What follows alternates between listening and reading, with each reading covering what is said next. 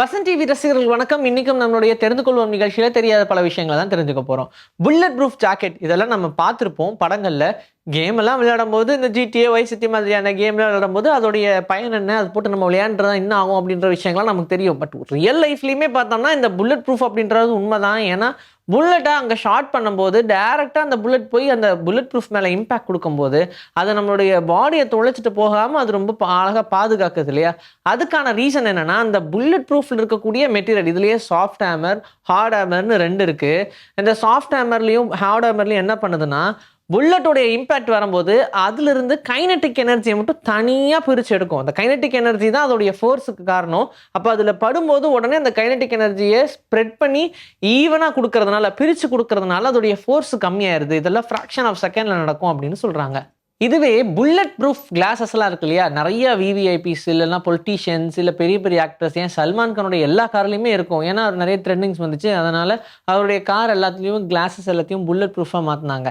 சரி, இந்த bullet proof எப்படி ஒர்க் ஆகுது அப்படின்னு பார்த்தோம்னா இது ஒரு சாண்ட்விச் மெத்தட் அப்படின்னு சொல்லுவாங்க. ஃபஸ்ட்டு அந்த கிளாஸில் அந்த புல்லட் படும். ஒரு கிளாஸு ரொம்ப ஹார்டான கிளாஸாக இருந்தாலும் அது அதோடைய எனர்ஜியை கம்மி பண்ணுறதுக்காக ஃபுல்லாக ஸ்ப்ரெட் பண்ணும். அந்த டைமில் அது பிரேக் ஆகிறதுக்கு சான்சஸ் இருக்குது. அடுத்ததாக வரக்கூடிய அந்த லேயர் தான் பாலிகார்பனேட் லேயர். அந்த லேயர் என்ன பண்ணுன்னா அந்த புல்லட் அப்படியே கேட்ச் பிடிக்க ட்ரை பண்ணும். முடிஞ்ச அளவுக்கு அதிலேயே ஃபோர்ஸ் கம்மியாயிரும். அதையும் தாண்டி ஒரு வேலை போச்சுன்னா அடுத்ததான் ஒரு திக் பிளாஸ்டிக் லேயர் இருக்கும். அந்த லேயரில் டெஃபினட்டாக அந்த புல்லட் மாட்டிக்கும். அண்ட் அதுக்கப்புறமா இருக்கக்கூடிய கிளாஸ்லாம் அது படுறதுக்கு சான்ஸே இல்லை.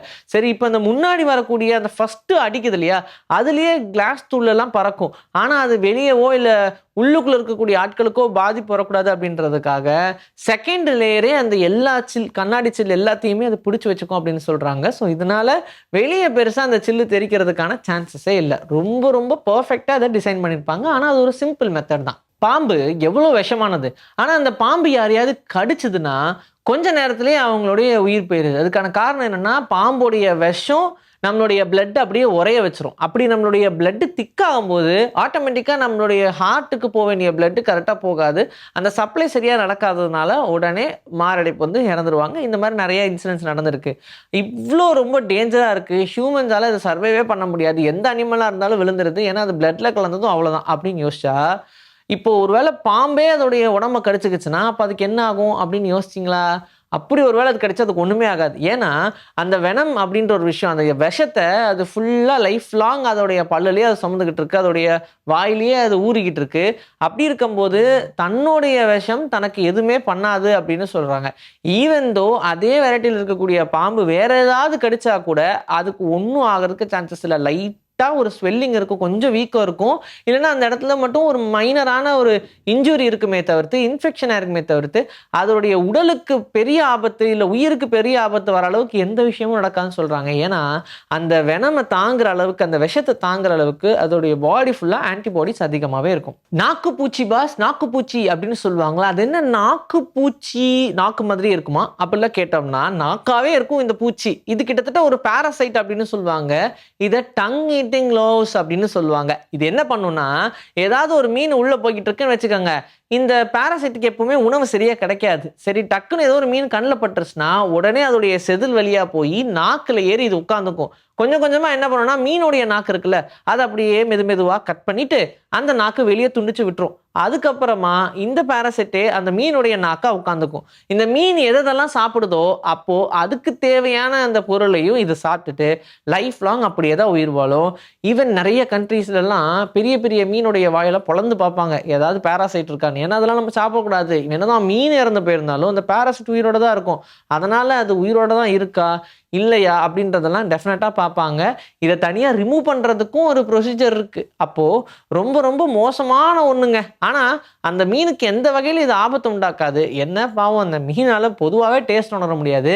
அப்படி அந்த நாக்கையும் தூக்கி போட்டு இதுவே நாக்காக செயல்படும். அதனால இதுக்கு நிறைய உணவு கிடைக்கும். ஆனால் அந்த மீனுக்கு அதில் ஒரு பிரயோஜனமும் கிடைக்காது. சிலந்தையும் தவக்கலையும் கிட்டத்தட்ட ரொம்ப நெருங்கிய நண்பர்கள் அப்படின்னு சொன்னால், சிலந்தினதும் நம்ம வீட்டிலலாம் பார்க்குற சிலந்தி அப்படி யோசிச்சுக்க கூடாது. தவக்கலையை விட கொஞ்சம் பெருசாக இருக்கக்கூடிய சிலந்திலாம் இருக்குது. அதுவும் தவக்கலையும் பார்த்தீங்கன்னா ரொம்ப நல்ல ஃப்ரெண்ட்ஸ் அப்படின்னு சொல்கிறாங்க. நிறைய இடங்கள்ல சயின்டிஸ்ட் நோட் பண்ண ஒரு விஷயம் என்னென்னா, ரெண்டுமே தனக்குத்தானே பெரிய டிஃபென்ஸாக செயல்படும். அதுக்கேற்ற மாதிரி ஏதாவது ஒரு பிரச்சனை ஸ்பைடருக்கு வந்துச்சுன்னா ஃப்ராக் செயல்படும், ஃப்ராக் ஏதாவது ஒரு பிரச்சனை வந்துச்சுன்னா ஸ்பைடர் செயல்படும் சொல்கிறாங்க. இப்போ உதாரணத்துக்கு இப்போ நிறைய முட்டைகள்லாம் இந்த ஸ்பைடர் போடும்ல, வெப்ல இருக்கிறது கிடையாது. இந்த சிலந்தி வலையில இருக்கக்கூடிய சிலந்தி இல்லாம, குகைக்குள்ள வாழக்கூடிய சிலந்திலாம் நிறைய முட்டைய தரையில தான் போட்டு வைக்கும். அப்போ எந்த தவக்கலை திடீர்னு அந்த குளத்துக்குள்ள விழுகுது, இல்லன்னா அந்த குகைக்குள்ள போகுது அப்படின்னு வச்சுக்கோங்களேன்.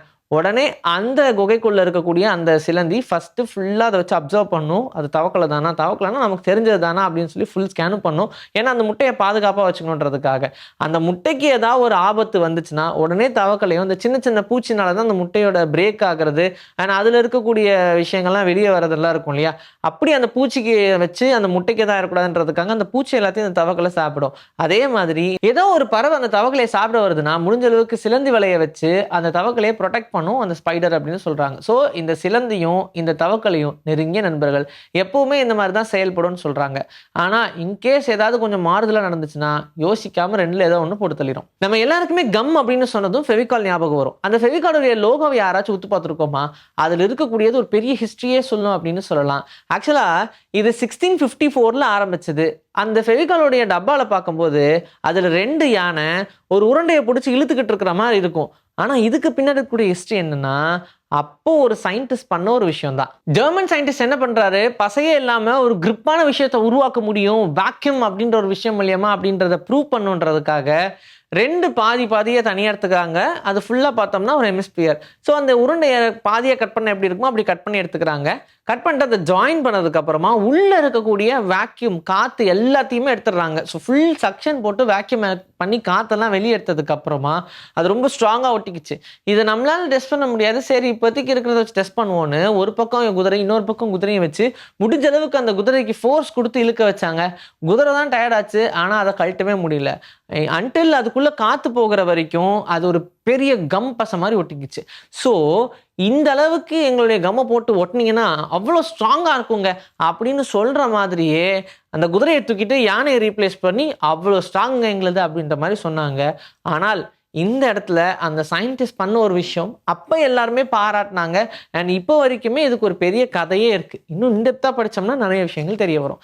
இன்னைக்கு நம்மளுடைய தெரிந்து கொள்ளும் நிகழ்ச்சியில தெரியாத பல விஷயங்கள் தெரிஞ்சுக்கிட்டோம். இதே மாதிரி சூப்பரான கண்டென்ட்டோட உங்களை நான் வந்து சந்திக்கிறேன். Until and this is by from Vijayasri. Take care.